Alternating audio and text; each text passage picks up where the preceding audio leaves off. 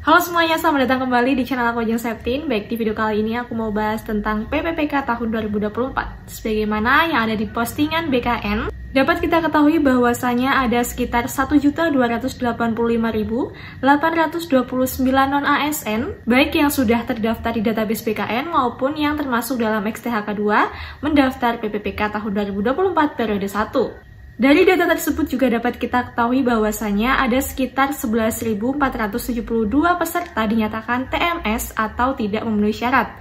Sementara itu ada sekitar 256.608 peserta sudah diverifikasi dan dinyatakan lulus. Sisanya dari postingan itu dapat kita ketahui bahwasanya belum diverifikasi. Nah, kemudian bagaimana cara kita mengetahui apakah kita termasuk peserta yang TMS ataupun yang memenuhi syarat atau lolos? Karena nanti pada saat pengumuman tanggal 30 Oktober pun itu tidak langsung semuanya bisa dilihat. Jadi nanti secara berkala teman-teman mengecek pengumuman di web SSCASN mulai dari tanggal 30 Oktober sampai dengan tanggal 1 November. Apabila tanggal 30 belum ada, silahkan dicek lagi siangnya, mungkin sorenya, atau besok paginya sampai dengan jangka waktu pengumumannya yang disebutkan dalam jadwal PPPK tahun 2024. Jadi jangan panik ya kalau misalkan tanggal 30 belum ada pengumumannya. Itu tetap nanti akan muncul, cuma memang semua instansi itu tidak sama. Intinya nanti akan diumumkan dan teman-teman akan mengetahui hasilnya mulai dari tanggal 30 Oktober sampai dengan tanggal 1 November. Itu paling lambat berarti pengumumannya tanggal 1 November. Nanti ada kolom pelamar yang lulus verifikasi. Nah, di situ teman-teman bisa melihat ada berapa jumlah peserta yang dinyatakan lulus verifikasi dan menjadi saingan teman-teman di tes kompetensi.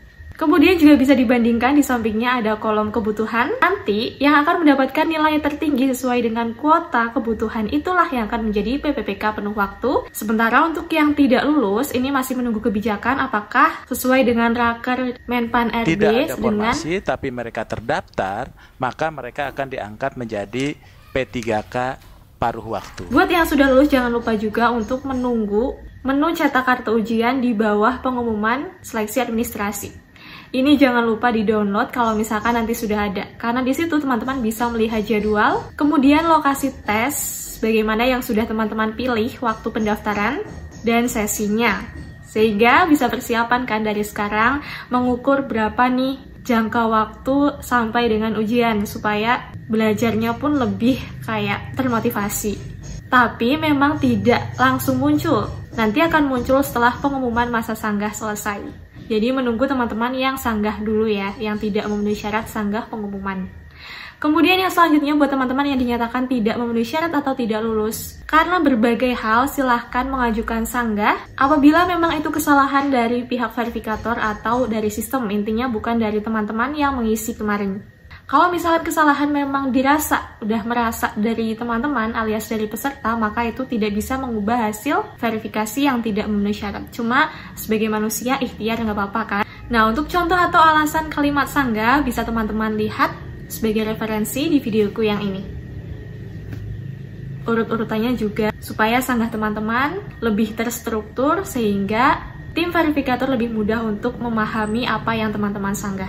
Intinya jangan putus asa dulu, meskipun nanti dapat hasil tidak memenuhi syarat. Ikhtiar dulu melakukan sanggah, nanti akan ada pengumumannya.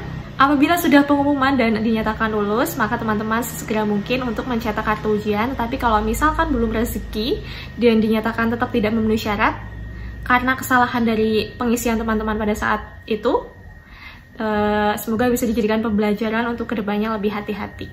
Oke, sekian informasi yang dapat aku sampaikan di video kali ini. Semangat juga buat yang mau tes, meskipun formasinya dikit, yang daftar banyak, tetap semangat, tetap harus optimis dengan skor yang tinggi, karena nanti bisa saja kebijakan selanjutnya itu akan out of the box, atau akan mengejutkan teman-teman, dan semoga kebijakan itu juga menguntungkan semua pihak ya. Terima kasih sudah nonton video ini, semoga bermanfaat, sampai jumpa di videoku yang selanjutnya.